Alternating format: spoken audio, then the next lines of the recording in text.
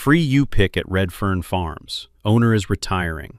Come fill a bucket, no charge. Bring the whole family. This Saturday only. That was the Facebook post the HOA president pinned to 3 neighborhood groups at 6 in the morning. By noon that Saturday, over 400 strangers were on my 6-acre blueberry farm with 5-gallon buckets, trash bags, and a couple of kiddie pools in the back of a pickup. By 4 o'clock, $18,000 of fruit was gone. The rows were trampled flat, and I was standing at the gate with a torn clipboard, watching a woman I'd never met load 2 coolers into her minivan. The HOA president who wrote that post was across the road in lawn chairs, sipping sweet tea, laughing.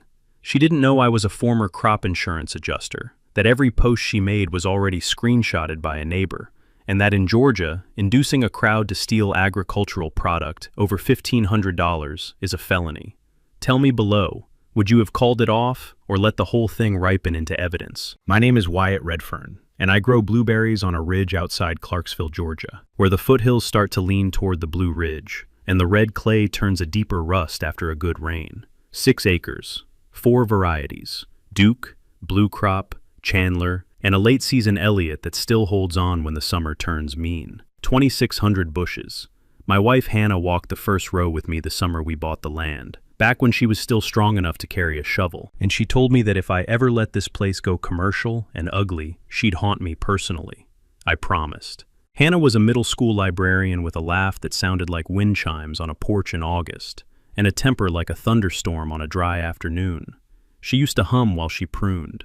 She used to say the smell of crushed blueberry leaves was the closest thing to perfume she ever wanted. She passed 3 Octobers ago, with Micah holding one hand and me holding the other, on a hospital bed set up in our own living room so she could see the ridgeline out the window. Our son Micah was 14 then. He's 17 now, lanky, quiet, with his mother's hands and my stubborn jaw. He runs the register on Saturdays and pretends he isn't reading Steinbeck behind the cash box.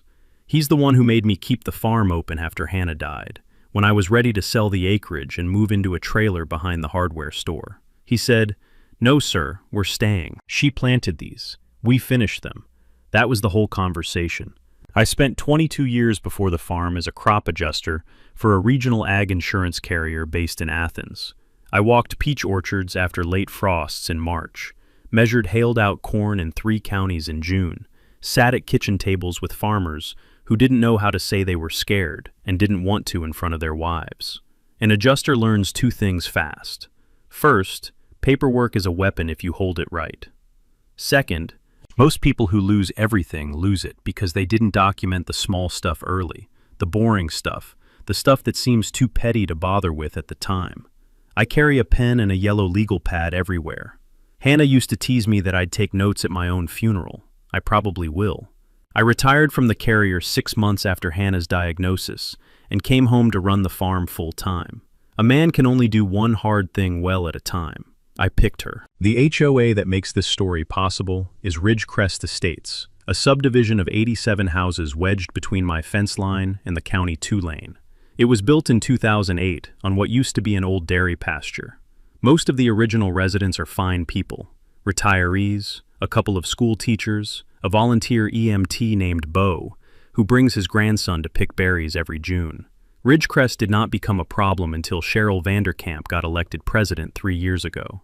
Cheryl is 56, blonde, solidly built, in a way that always looks like it has been lightly ironed, and she carries a monogrammed planner to the mailbox. Her husband Dalton owns a small residential development firm in Gainesville. They moved into the biggest house on the cul-de-sac in 2019 and immediately began asking the neighbors what could be done about the farm. The farm, meaning me. I ran into Cheryl for the first time at the post office in the spring of her first term. She was in line ahead of me, holding a padded mailer and a folder, and when the clerk called her ma'am, she corrected him. "Madam President, if you don't mind." The clerk did not mind. The clerk also did not comply. She turned around and gave me a full once-over, the kind of look a cattle buyer gives a steer he's pretending not to want. She said, "You're the blueberry man." I said yes. She said, "I've been meaning to talk to you about some of the parking." I said, "Any time." She smiled with her mouth and not her eyes. I knew right then. There are people in this world who mistake quiet for permission. Cheryl was one of them. The first letter came 2 months after Cheryl took office. It complained that my customer parking spilled onto association streets on Saturdays, which was true, in the sense that one or two cars occasionally parked along the shoulder, which is a county road, not an HOA street.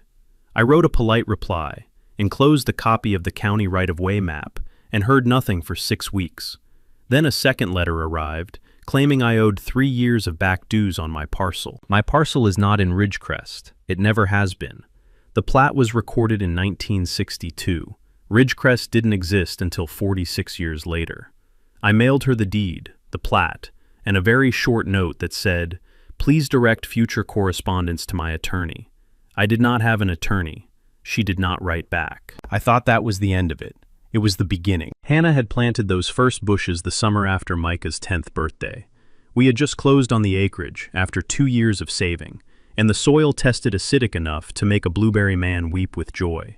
She planned the orchard on graph paper at the kitchen table, with a number 2 pencil and a ruler from Micah's school supplies. 4 sections, 48 rows, 200 feet long each, every row named after somebody who'd mattered to her. Her grandmother, her Aunt Betty, who drove a milk truck in the 50s, a 5th grade student named Jamal, who'd made her a clay owl that still sat on our mantel. Hannah's own row was the one closest to the pond, on the south edge, where the water threw a little extra humidity on hot afternoons.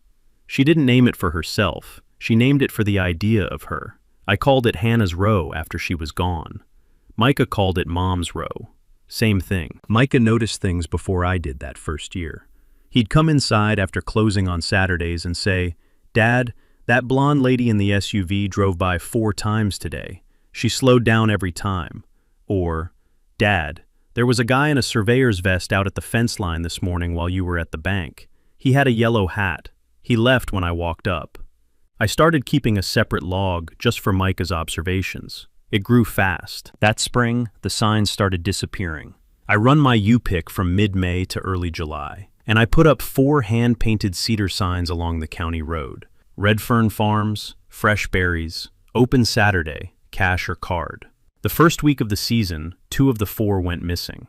I replaced them. They went missing again. The third week, I mounted a trail cam on a fence post across the road, set to night mode, and 2 days later, I had a clip of a silver SUV pulling onto the shoulder at 2 a.m., while a woman in a white windbreaker stepped out with a pair of bolt cutters.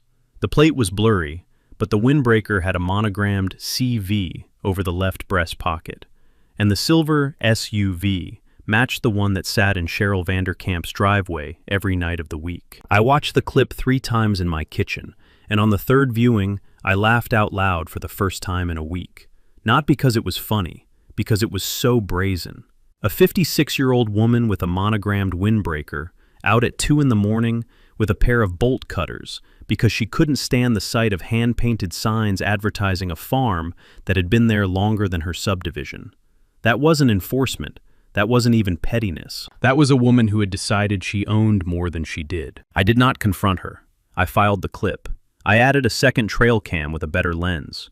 I wrote down the dates and times on my yellow pad. I printed the next batch of signs on reinforced aluminum, bolted them to 4x4 posts sunk in concrete, and I waited. In mid-March, I got a call from a woman at the county planning office, asking if I had applied for a commercial agritourism variance. I told her I hadn't, because I wasn't required to. The parcel predated the zoning overlay by decades, and was grandfathered on file. She paused on the line and said somebody had phoned in an anonymous complaint, claiming I was running an illegal agritourism operation with amusement elements. Amusement elements. I asked her what that meant. She said, like a corn maze or a petting zoo.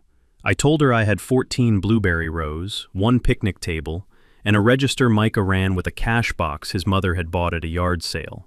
She laughed. Then she asked if I wanted to know who'd called. I already knew. I asked her to put the anonymous complaint in writing and mail me the copy. She did. The signature line had been left blank, but the return caller ID on her office log showed the Ridgecrest Estates Community Center phone. Fourth knowledge nugget, free of charge. In most Georgia counties, anonymous complaints still generate a paper trail you can subpoena. Nothing stays anonymous if you ask the right clerk nicely. The fine started in April. Cheryl mailed me a $200 agricultural nuisance fine for excessive pollinator activity. 2 weeks later, a $300 fine for non-conforming roadside vegetation, which meant my high bush blueberries were apparently too tall. I filed them in a folder labeled Ridgecrest, and I kept picking. Micah asked me once, while we were pruning a row, why I didn't just drive over there and yell. I told him what my daddy told me in 1983, when a man in Habersham County stole our tractor battery. A yell lasts 10 seconds. A folder lasts forever. That's the first knowledge nugget, and it has kept me out of more courtrooms than I can count. If somebody with fake authority is harassing you, do not argue in the moment. Date the harassment, photograph it, file it, and let the record grow heavy enough to fall on its own. The fines kept coming every 10 to 14 days like a metronome. 200, 300, 250, 450. Every envelope had the same fake gold seal and the same copy-pasted citations to sections of the CC and Rs that either didn't exist or didn't apply. I never paid a cent. I just filed them. My folder had its own binder by the end of the month, and the binder had a name, Ridgecrest, written in Sharpie on the spine. And Micah started joking that I was writing a book. The joke was not entirely a joke. A good file is a book you'd rather not have to read. But you write it anyway, 1 page at a time, because the alternative is trying to remember it later in court. A week after that, Dalton Vanderkamp came by the farm in a dark green pickup with a Gainesville dealer plate. He parked just outside the gate and walked up to the register while Micah was ringing out a mother and 2 little girls in matching pink rain boots. Dalton waited politely until the customer left. He introduced himself. He told me he'd been thinking about the long-term use of my property and that his firm was always interested in well-located agricultural parcels. He said the magic phrase that every developer in North Georgia says when they're starting the dance. You could make more in one closing than you'll make in 10 years of farming. I asked him if his wife knew he was there. He smiled and said, "My wife and I are a team on these things." I asked him to step off my property. He did, slowly, with a business card on the register counter. Micah picked up the card, read it, and flicked it into the trash can next to the bucket scale without looking at me. I was proud of him for a full minute. In early May, Cheryl escalated. She showed up at my gate on a Thursday morning, with 2 board members trailing her and a clipboard tucked under her arm like a military baton. She told me, in front of a family from Athens who were already paying for their buckets, that my farm was operating in violation of Ridgecrest's Agricultural Harmony Codicil. I had never heard the phrase. I asked her to show me. She said it had been passed by the board that January. I asked if the parcel in question was in her jurisdiction. She said the board would decide that. She told the family they should consider leaving, as this was an unsafe operation under review. The father, a big man in a Falcons cap, looked at me, looked at her, and told her, "I will clean this up." Told her to take a hike. She left red-faced. The family stayed, filled 3 buckets, and tipped Micah $20. I wrote it down. I dated it. I initialed it. That night, I sat on the porch with a glass of bourbon and ran the picture back in my head. Dalton wanting the land. Cheryl inventing rules over a parcel that wasn't hers. The fake complaint to planning. The stolen signs. They weren't a husband and wife with a shared bad habit. They were a pair of hands on the same knife. That changed my approach. I had been filing 1 tyrant. I was now filing 2, and I needed to stop thinking about this as a neighbor squabble and start thinking about it the way I used to think about a suspicious farm fire. Look for the motive first, the method second, the evidence third, and let the file do the rest. 10 days later, I got a call from Luann Pritchett, who runs the feed store in town and has known me since Hannah was alive. She said her granddaughter had seen a Facebook post that Red Fern Farms was doing a free community pick day on Saturday. I asked her to send me the link. She did. The post was in the Ridgecrest Estates community group, which had 1,100 members, and it had been pinned at the top at 6:04 that morning. The post was written in my voice. It used my first name. It said I was retiring, the farm was closing, and the whole community was welcome to come fill a bucket for free this Saturday. No charge, no limit, bring the kids. It had a photo of my gate. It had the GPS pin set to my driveway. It was signed, Wyatt. I was not retiring. I was not closing. I had not written that post. Cheryl Vanderkamp had. I stared at my phone for a full minute with a cold feeling running down my arms. Then I called Luann back and asked her to start screenshotting every share, every comment, every repost. Then I called Deputy Hollis Braddock, a friend from my insurance days who had testified with me in a 2016 crop loss case. I did not ask him to arrest anyone. I asked him to open a civil incident number with a timestamp so the department had a record of the event on file before Saturday morning. Hollis heard me out, asked 2 questions, and said, "Wyatt, you want me to send a unit out to the farm Saturday?" I told him no. I told him I needed the event to happen, on camera, so that the scale of what she had done would not be theoretical. He paused on the line. Then he said, "Document the hell out of it." That's what I did. Thursday afternoon I drove to Gainesville, parked in the back lot of the public library, and spent 3 hours in the county records room pulling every application Dalton Vanderkamp's firm had on file in the last 18 months. There were 2 live permits, both on parcels adjacent to Ridgecrest Estates, both waiting on environmental review, both tied to a planned subdivision called Ridgecrest South that, according to the sketch plan stapled to the back of the file, extended across the property line and onto land they did not own. Mine. They had penciled a cul-de-sac right over Hannah's row. I photographed every page. I left. On the drive home, I understood the whole picture. The fake free pick event wasn't just harassment. It was bankruptcy pressure. Lose $18,000 of harvest in one afternoon. Lose next year's contracts because you can't fulfill them. Lose your nerve. Put a for sale sign at the gate. Sell at a fire sale price to the developer who'd been waiting on your fence for 2 years. That was the playbook. Cheryl was the method. Dalton was the motive. Now I knew what I was filing. I spent Thursday night and most of Friday wiring the farm for surveillance. I pulled 4 solar-powered trail cams from my shed and mounted them on fence posts at the north, south, east, and west corners of the property, angled to cover the rows. I installed 2 cellular cams at the main gate, one looking at the driveway and one looking at the cashier's table. I borrowed Bo the EMT's drone and asked him if he had time on Saturday afternoon to fly 2 passes over the farm at 2 o'clock and again at 4. I printed 50 laminated signs that said private agricultural property. Unauthorized picking is a felony under Georgia Code 16-8-4. And I staked them along the fence line, one every 30 feet. I did not block the gate. I wanted people to keep coming in. Evidence needs volume. Friday afternoon, I drove to the Habersham County Sheriff's Office and filed a written incident report.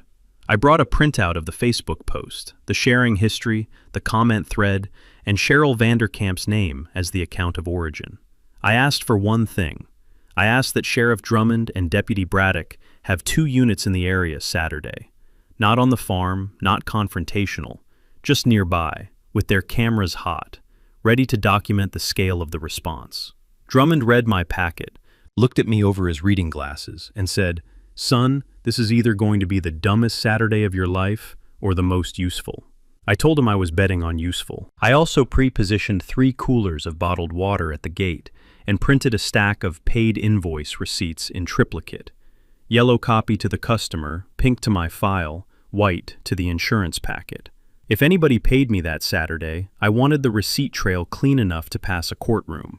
I laid out my yellow pad, a roll of blue painter's tape, a Sharpie, and a weatherproof box for the cash. I cleared a corner of the packing shed for Gavin to use as a quiet space if he needed to write. I moved the ladder away from the north fence, so a trespasser couldn't claim I'd left it as an attractive nuisance. I thought through every angle, the way an adjuster thinks through a total loss barn fire before he walks the scene. Friday night, Micah and I sat on the porch with a pitcher of sweet tea and watched the sun set over the ridge. He asked me if I was scared. I told him I was mostly tired. He asked me if Mom would have wanted me to do this. I told him Mom would have been out there with a camera of her own.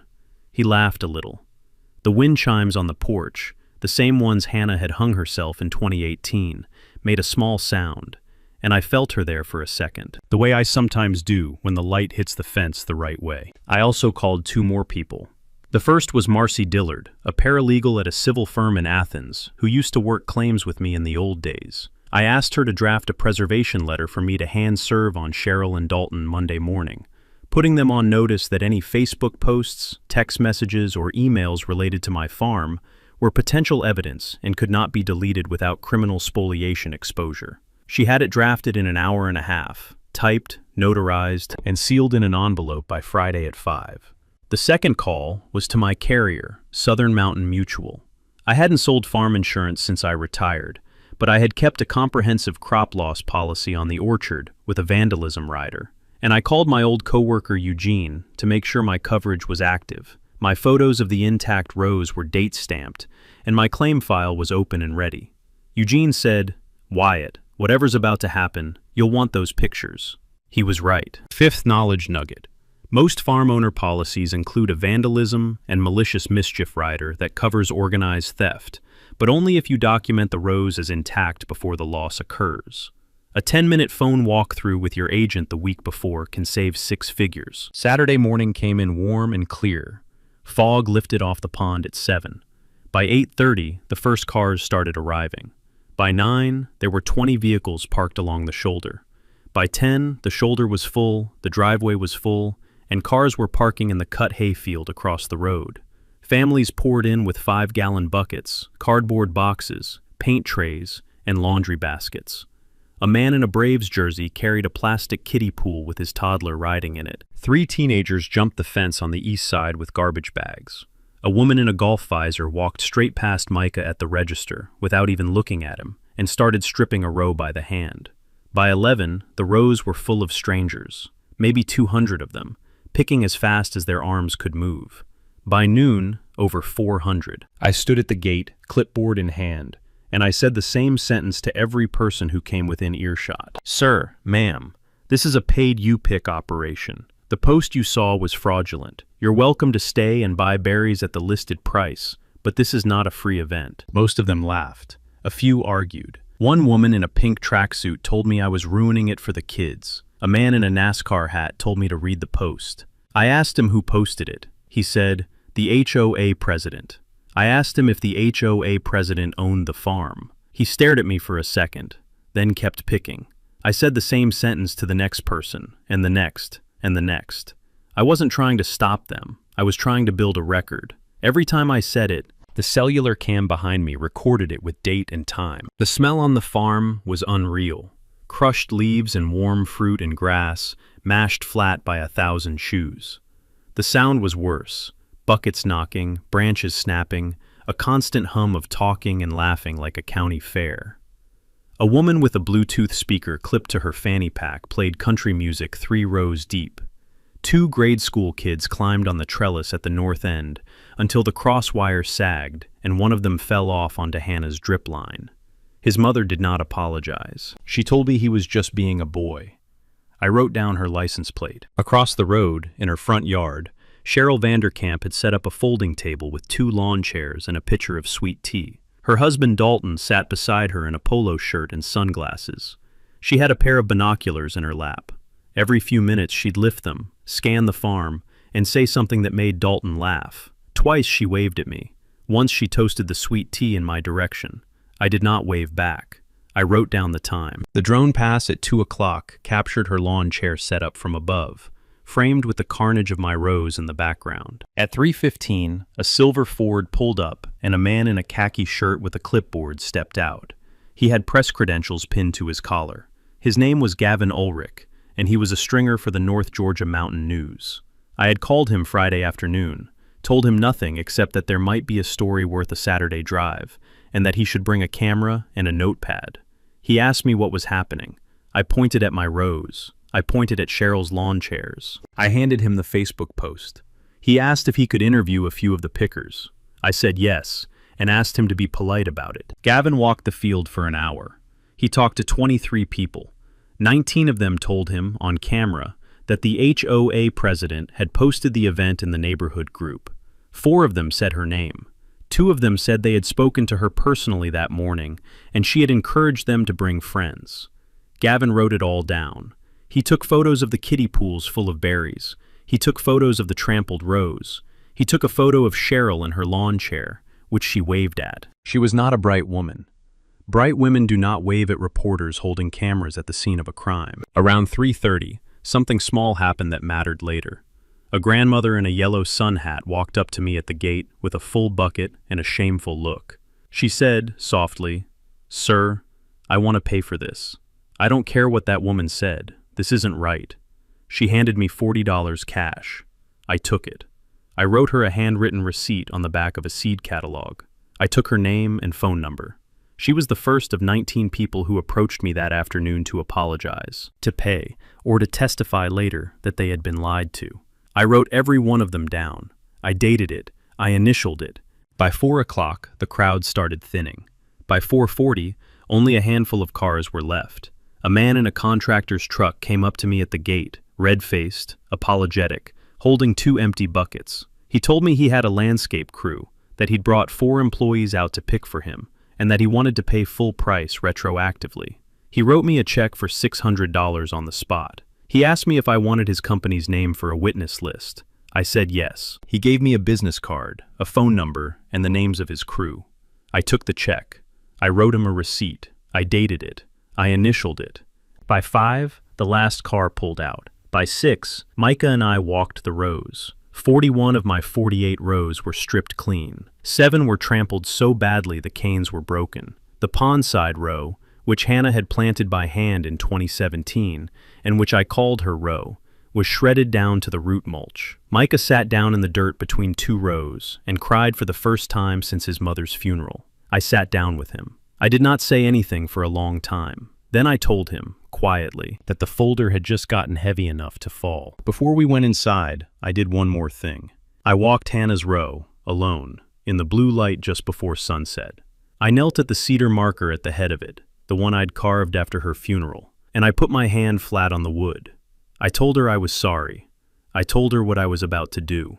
The wind came up off the pond and the chimes on the porch rang once, and Micah called from the gate to say the sheriff's cruiser had pulled up at the end of the driveway. I stood up. I wiped my hand on my jeans. I walked back. That night, after Micah went to bed, I sat at my kitchen table with a cup of coffee going cold, and I started building the case. I downloaded every camera file to a backup drive. I labeled each clip with date, time, and location.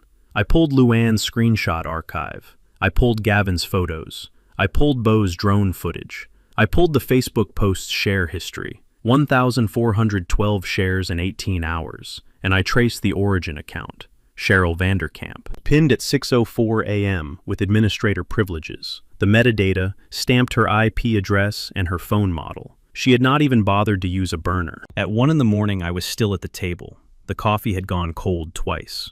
I pulled the Ridgecrest CC and Rs from my filing cabinet. I'd asked for a copy the week after Cheryl's first letter, and read them top to bottom for the second time in a year. There was no agricultural harmony codicil. There was no Section 4C authority over adjacent parcels. There was a clause, tucked on page 31, that required HOA officers to disclose any personal financial interest in matters brought before the board. Dalton's proposed Ridgecrest South development was a personal financial interest. Cheryl had never disclosed it. I highlighted the clause. I dated the page. Sunday morning, I drove to my loss estimation. I measured the damaged rows, counted the broken canes, photographed every cleared bush, and calculated the crop loss using the same forms I had used for 22 years as an adjuster. I came in at $18,350 in harvest value, plus $4,200 in future year yield loss from the broken canes, plus the value of the kiddie pool berries taken by a witness crowd induced by a public post. Total, with labor, $26,840. I signed the loss report. I dated it. I initialed it. Here's the second knowledge nugget, and it's the one that flipped this story. In the state of Georgia, agricultural theft is governed by Code 16-8-14, which makes the theft of any farm product valued at $1,500 or more a felony carrying up to 5 years. Inducement, convincing others to commit that theft, in writing, to the public, falls under 16-4-1, criminal solicitation, and stacks on top. If you can prove the inducer knew the claim was false, and that the crowd relied on it to enter the property, you've got a felony conspiracy case prosecutors will pick up gladly. Most folks don't know this. Cheryl did not know this. I did, because an adjuster reads the code every year. Monday morning, I walked into the Habersham County District Attorney's office with a 3-ring binder so heavy the receptionist asked me if I wanted a dolly. The DA's office assigned it to an assistant prosecutor named Inez Villarreal, who had moved up from Atlanta 2 years before and whose daddy had grown peaches outside Cornelia. Inez read the binder for 40 minutes without saying a word. Then she looked up at me and said, "Mr. Redfern, I am going to enjoy this one." She asked me to do one thing: not talk to press, not talk to Cheryl, and not take down a single one of the laminated signs along my fence. She said she wanted Cheryl to keep talking. People like Cheryl, she said, cannot stop. She was right. Tuesday, Cheryl posted a second announcement in the Ridgecrest group. It said that, due to overwhelming community response, a second free pick event would be held the following Saturday. This one, she wrote, had been arranged directly with the farmer, who was grateful for the community's kindness. She pinned it at 7 a.m. Luann screenshotted it at 7:03. By noon, it had 300 shares. I did not reply. I sent the screenshot to Inez. Inez forwarded it to the sheriff. Tuesday night, Micah and I sat down at the kitchen table and walked through what was coming. I showed him the indictment possibilities. I showed him the insurance timeline. I showed him the county commission agenda for Friday night. I told him I was going to ask him to sit in the front row. I told him it would be uncomfortable and probably long. He said, "Dad, I want to sit next to you at the podium." I said no. I said there was a reason a boy sits in the front row and lets his father stand alone. It's the same reason a man lets his son work the register on a Saturday, so that when the moment comes, each of you knows your job, and neither of you has to ask. Wednesday, Cheryl drove a small caravan of 4 women from her garden club onto my farm at 10 in the morning while I was at the feed store. They parked in my driveway, climbed over my gate, and inspected the rows. They pulled up 3 of my laminated signs. They took photographs. They left a typed notice on my porch titled, "Official Notice of Unsafe Operation," signed by Cheryl Vanderkamp, HOA President. The cellular cam at the gate caught every second. I did not go to the sheriff Wednesday. I waited. The folder was still growing. Thursday afternoon, a neighbor of Cheryl's, a woman named Prissy Whitlock, who I'd never met, called me out of the blue. She said she had been inside the Vanderkamp kitchen 2 days after the Saturday event and had overheard Cheryl on speakerphone with Dalton, laughing about running the Berry man off his land by August. She said she'd been sick over it ever since. She asked me if she could put what she'd heard in a sworn affidavit. I told her I would have one drafted that day. Marcy Dillard drafted it by dinner. Prissy signed it at my kitchen table Thursday night, in front of Micah and a notary public Marcy had ridden up from Athens to supply. Prissy's hands shook when she signed. She told me she'd moved to Ridgecrest 6 years ago to get away from a loud neighborhood in Atlanta, and hadn't realized she'd traded one set of problems for a worse one. I thanked her. I walked her to her car. I added the affidavit to the binder. Thursday morning, Inez Villarreal called. She said a grand jury had been convened. She said they had voted Wednesday afternoon. She said Cheryl Vanderkamp had been indicted on 1 count of felony agricultural theft by inducement, 1 count of felony criminal solicitation, 2 counts of misdemeanor trespass, 1 count of filing a false electronic notice, and 1 count of conspiracy. Dalton had been indicted on 2 counts of conspiracy because his IP address was on 3 of the shares. Inez also said the Ridgecrest HOA's insurance carrier had called her that morning wanting to know how fast they could settle. She said she told them very, very slowly. Friday night, the Habersham County Commission held its regular monthly meeting at the old courthouse on the square. The agenda included a citizen comment period. I had signed up Monday. Gavin Ulrich's article had run Thursday morning with the headline, "HOA President Accused of Fake Free Pick Post, Costing Local Farm $18,000. And by Friday, the parking lot of the courthouse was full. The commission chamber holds 110 people. 240 showed up. They stood along the walls. They spilled into the hallway. 2 television crews from Atlanta were in the back.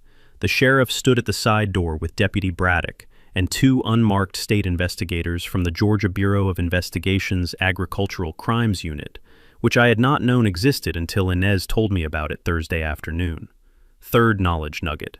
The GBI has a dedicated Ag Crimes Unit, and they take these cases seriously because rural theft drives small farmers out of business faster than a bad frost. Cheryl sat in the second row with Dalton. She wore a cream blazer and pearls. Her planner sat on her lap. She smiled at the mayor when he walked in.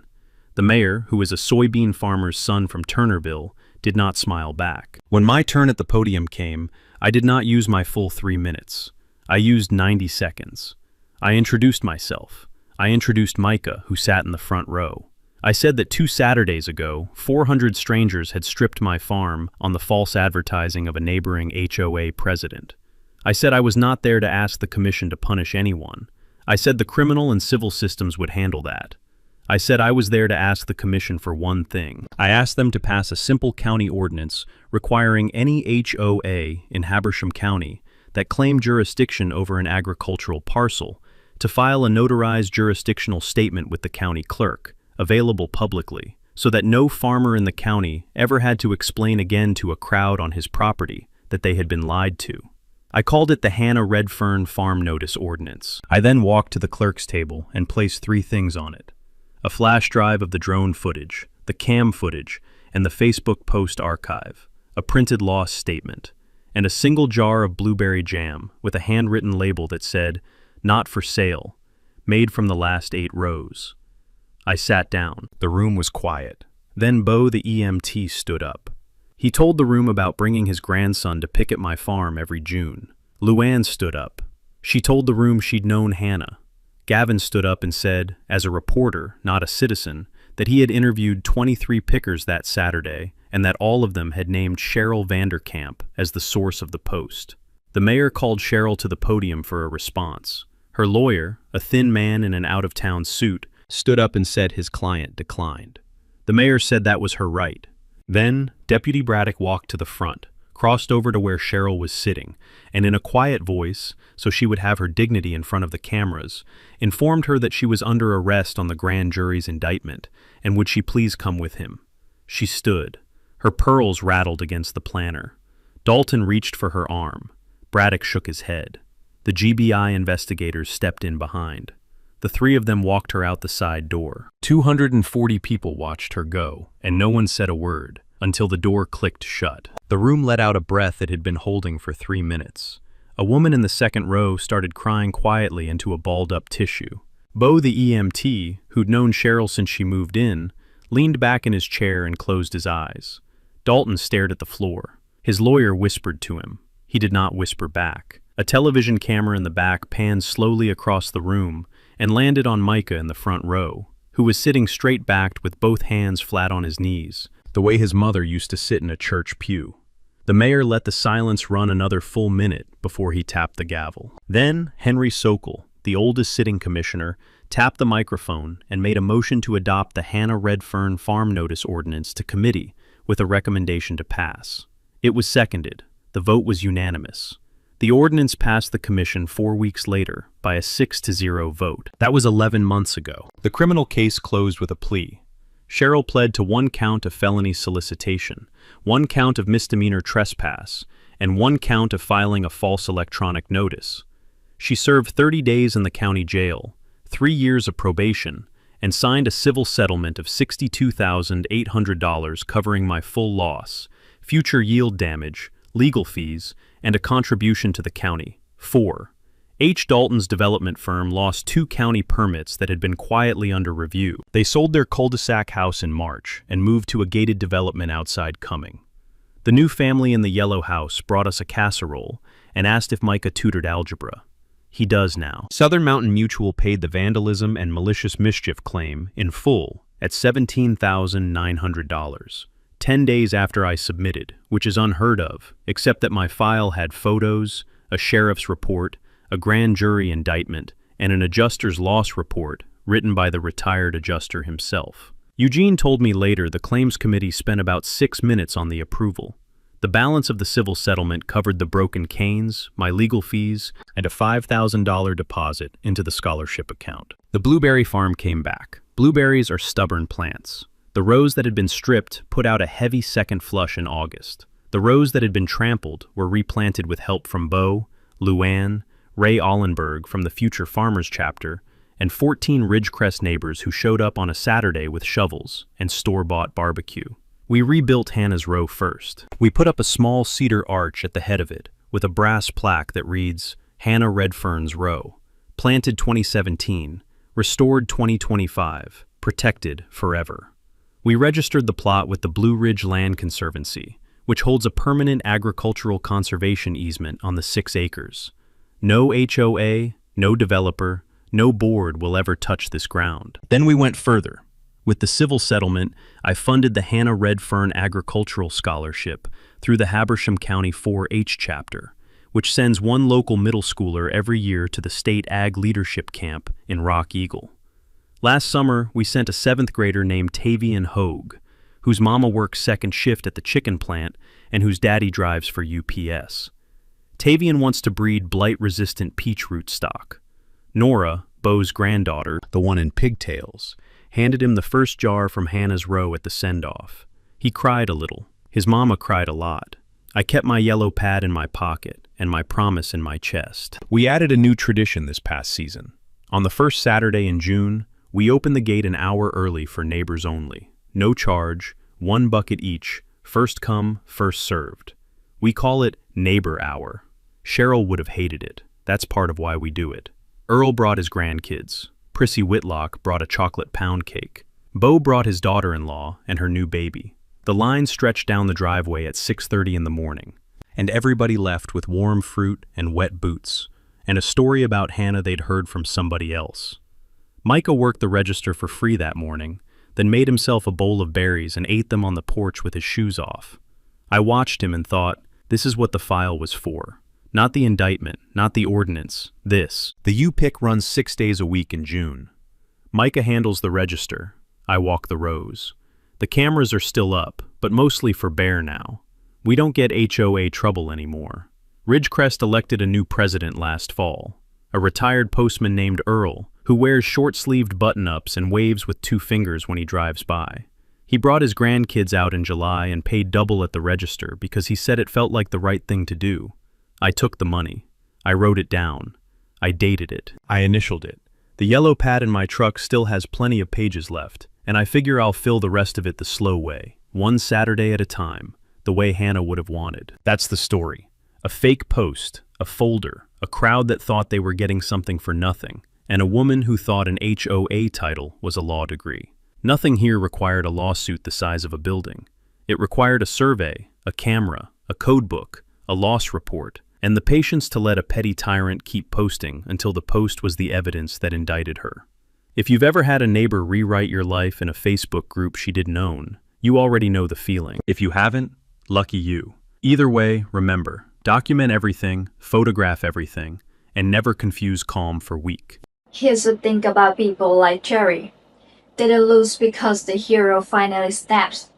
They lose because they keep posting, keep bragging, keep sitting in lower chairs across the road, sipping sweetie while a camera they don't know about records every wave. Wyatt didn't beat her with a gel. He beat her with a yellow legal pad, a handful of solar trail cams, a copy of the Georgia Code, and the patience to let a crowd of 400 strangers become the witnesses in his own case. That's the whole playbook. And it doesn't cost much. A folder, a timestamp, a clear loss report, and the discipline to let someone with fake authority keep proving who she really is. The real win isn't the indictment or the settlement. It's scholarship in Hannah's name, the arch over her route, the 7th brother going to camp because a farmer kept a promise to his wife. That's what preparation builds when anger takes a backseat. If you ever watched a neighbor try to run your life from across the road, tell me about it in the comments. I read everyone. Subscribe so you don't miss the next video.